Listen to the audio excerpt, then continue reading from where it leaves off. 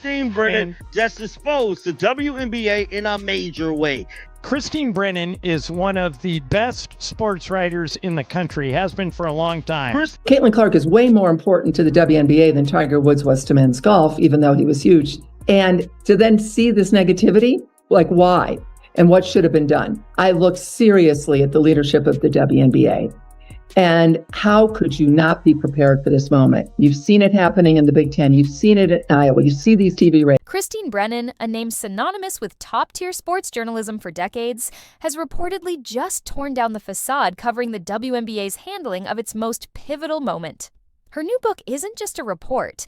It's being described as an absolute bombshell. A deep dive into what she allegedly uncovered about the league's startling unpreparedness and seemingly deliberate mismanagement in the face of the Caitlin Clark phenomenon.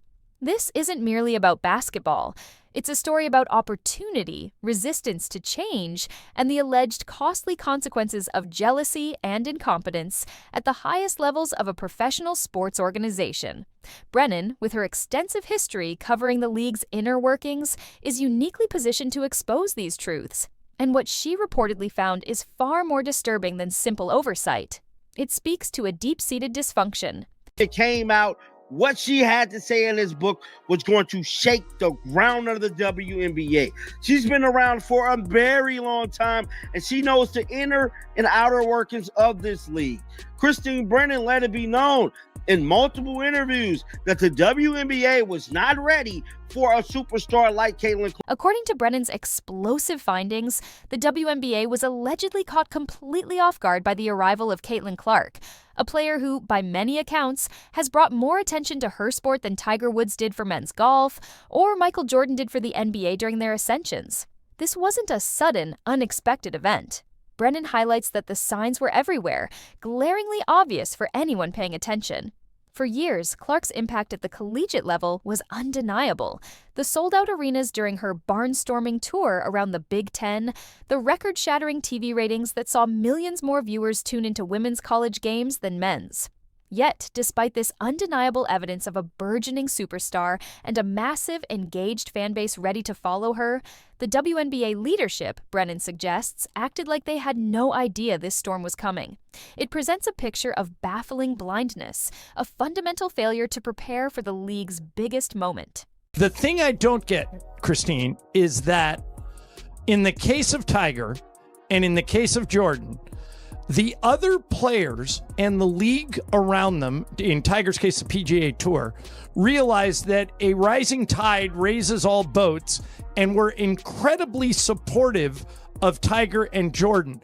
With Caitlin, it seems like, for whatever reason, she's polarizing. Like she's been hit with more flagrant fouls than any player ever this year.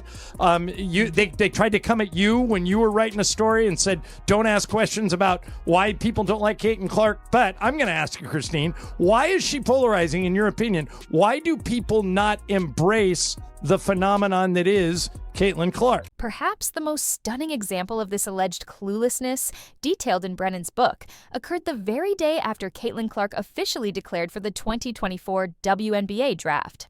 Any forward-thinking organization would have been celebrating, strategizing, launching preemptive marketing campaigns.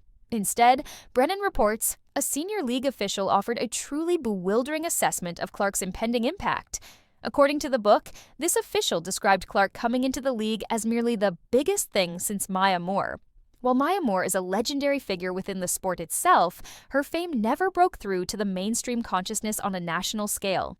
Comparing Clark, who was already a household name and cultural phenomenon before playing a single pro game, to Moore is portrayed in the book not just as an underestimation, but as damning proof that key decision-makers within the league were utterly out of touch with the reality of Clark's reach and potential influence. They were allegedly operating with a drastically outdated understanding of their own potential market.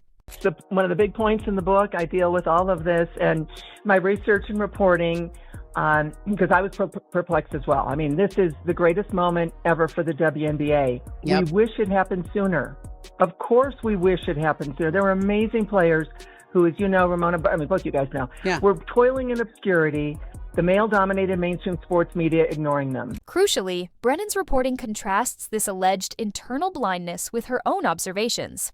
A veteran journalist who has covered everything from Wimbledons to Super Bowls, she saw the Clark phenomenon unfolding with a unique perspective. Watching from home, she received texts from male friends who had never watched women's basketball, suddenly glued to their screens, asking if she was seeing this performance. She witnessed the lines of fans standing for hours in the cold just to see Clark play in college. This wasn't just a basketball story. Brennan recognized it instantly as a massive cultural shift, a moment poised to send the WNBA into the stratosphere. She saw the cultural avalanche that the league's leadership, according to her findings, seemed to deliberately ignore or actively avoid. From home like everybody else. And I think, guys, that actually helped me understand as a journalist the fascination, because I've covered a lot over my career and been very fortunate to be at Wimbledons and Super Bowls and Tiger Woods and you name it, I've covered it. And I'm so lucky to have done that. And I found myself fascinated, like, who is this? And I'm getting text messages from guys who would never have watched a second of women's basketball. Good guys. They want their daughters to play sports. I mean, good people, but just And they're texting, are you there? I'm watching. Are you seeing this performance? And that told me something that I actually was very helpful to be at home watching it versus being on press row, talking to a bunch of other journalists, that like, okay, there's something going on in the country here. And it's everyone's fascinated and people are standing in line for hours in the cold around the Big Ten, this barnstorming tour. And it's all about a basketball player who happens to be a woman. And how did the WNBA allegedly respond to this undeniable wave of national interest and the clearest marketing opportunity in its history? Brennan's book suggests they did next to nothing. Despite having months, if not years, of warning signals, the league reportedly failed to put adequate infrastructure in place. They allegedly didn't develop robust marketing plans centered around Clark's arrival, didn't proactively secure better media slots, and didn't prepare their teams or arenas for the unprecedented surge in demand. Brennan describes this inaction not just as incompetence, but as a choice to sit on their hands, presenting it as an almost unbelievable failure given the stakes. It was allegedly the easiest marketing layup imaginable, yet the league reportedly couldn't even make it to the basket. Unauthorized, which is not ominous at all. You want it to be unauthorized because I can tell the truth, unvarnished. Caitlin's quoted throughout the book. She was great answering any question I asked her, but dealing with these important issues. So you've got a 74% black league. We understand this. I mean, I'm white. Ramona, I think you guys are white. We have no idea what it's like to be black in America. And I say that. Let's be brutally honest here. Here comes a white woman from Iowa, and she's going to be the biggest superstar. Now, absolutely. The spotlight's shining on her. Finally, it's shining on all these other players who deserved it for years but never got it. And that's a wonderful turn of events. But instead of focusing on the positives, sadly, the WNBA players, so many of them, not all. The book delves into the alleged underlying reason for this paralysis, a deeply ingrained mindset within certain segments of the WNBA that had become comfortable with, or perhaps even preferred, being a niche sport. Having struggled for mainstream relevance for so long, some reportedly viewed the sudden explosion of popularity, particularly driven by a cultural icon like Clark, with suspicion. There was reportedly a twisted perspective that mainstream attention somehow tainted the purity of their game. Brennan's work suggests the leadership was so resigned to operating in a small, predictable world that the overwhelming reality of being center stage felt terrifying and unwelcome. They allegedly couldn't fathom a world where people genuinely cared about their product on a massive scale, making them ill-equipped to handle it when it arrived. And an antagonist. And I've argued that the NBA could use a little bit more of hero and villain to popularize the sport again. The WNBA does not need that because for a lot of America, Caitlin Clark is the hero. And anyone that comes to Caitlin Clark's defense is a hero. And everyone that flagrantly fouls her, speaks poorly of her, acts like she's not great, is the villain, and then vice versa on that. How big of a part of the story is that when you look at the conflict surrounding Caitlin Clark? This fundamental unpreparedness was allegedly exacerbated by a powerful undercurrent of resentment and jealousy that Brennan reportedly found simmering beneath the surface of the league. While acknowledging the important demographic conversation, a league predominantly composed of black players welcoming a white superstar from Iowa, the book primarily focuses on the bitterness stemming from Clark's unprecedented attention.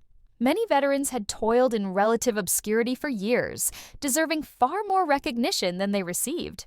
Brennan highlights that instead of recognizing that a rising tide lifts all boats, leading to bigger paydays and more opportunities for everyone, some players, coaches, and even longtime figures allegedly viewed Clark's spotlight as something that was stealing from theirs.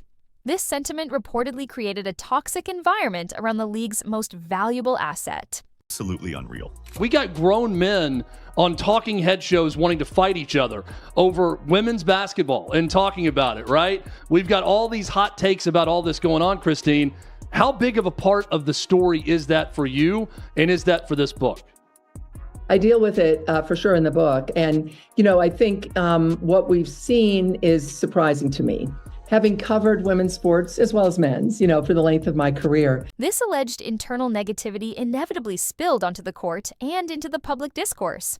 Brennan's book details how Clark became a frequent target, facing what were perceived by many as an unusually high number of hard fouls and cheap shots. Worse, according to the book, refs were reportedly swallowing whistles, seemingly allowing an excessive level of physical play against her, which many interpreted as a lack of protection from the league itself. Off the court, a narrative reportedly emerged in certain media outlets and social circles, trying to diminish Clark's accomplishments and complain about the attention she received, framed as if her popularity was an unfair burden. Brennan specifically names prominent figures like Diana Taurasi, Breanna Stewart, Cheryl Swoops, with her widely criticized flurry of falsehoods, Olympic coach Cheryl Reeve, and college coach Gino Auriemma, who allegedly tried to minimize Clark or were overtly critical of her in ways that stunned many observers who expected support, or at worst, competitive respect. Brennan notes Clark is a tough, feisty player who isn't a victim, but the constant negativity and physical targeting reportedly went far beyond normal competition. And here comes Caitlin Clark, and let's say it, and I say it in the book, I'd go into this in depth, a white woman from Iowa in a 74% black league. That's an issue. The book is the first real journalistic look at this entire season and at Caitlin Clark and what she's done and all these issues that are out there. No holds barred. I shy away from nothing. The alleged business failures resulting from this mix of unpreparedness and negativity are laid bare in the book. Brennan reportedly exposes how the WNBA fumbled easily achievable wins. The merch situation was a disaster. Fans couldn't get their hands on jerseys and sneakers fast enough, signaling a complete underestimation of demand and poor supply chain management. The scheduling was frequently baffling, placing high-profile games featuring Clark in time slots or on channels that limited viewership, almost as if they were trying to hide their biggest draw.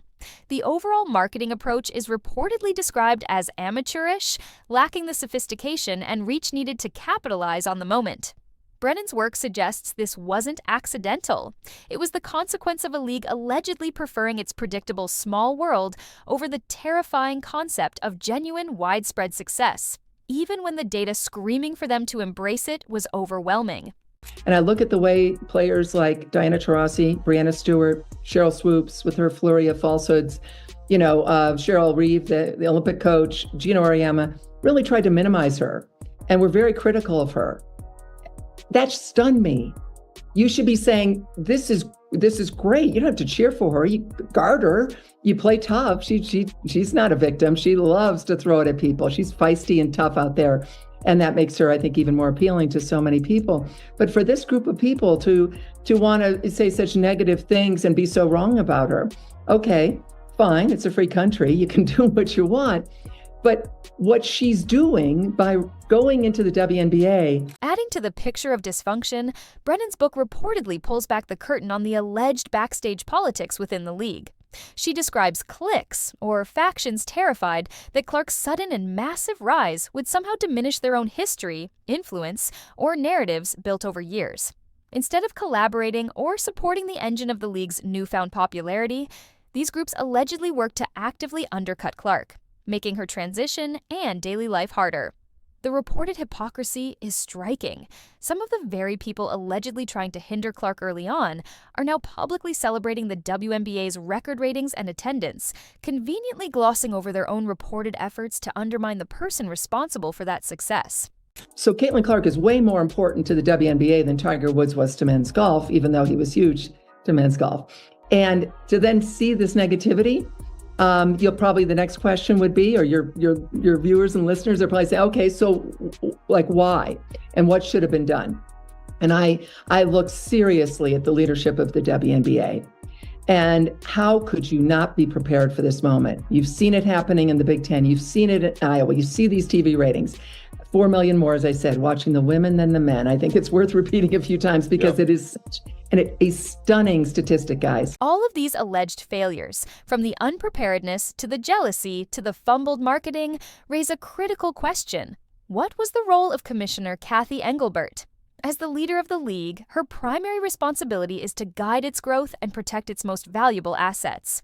Brennan's book reportedly suggests a significant leadership vacuum, portraying Engelbert as either clueless about the reality of the Clark phenomenon, or worse, complicit in allowing the negative environment to persist.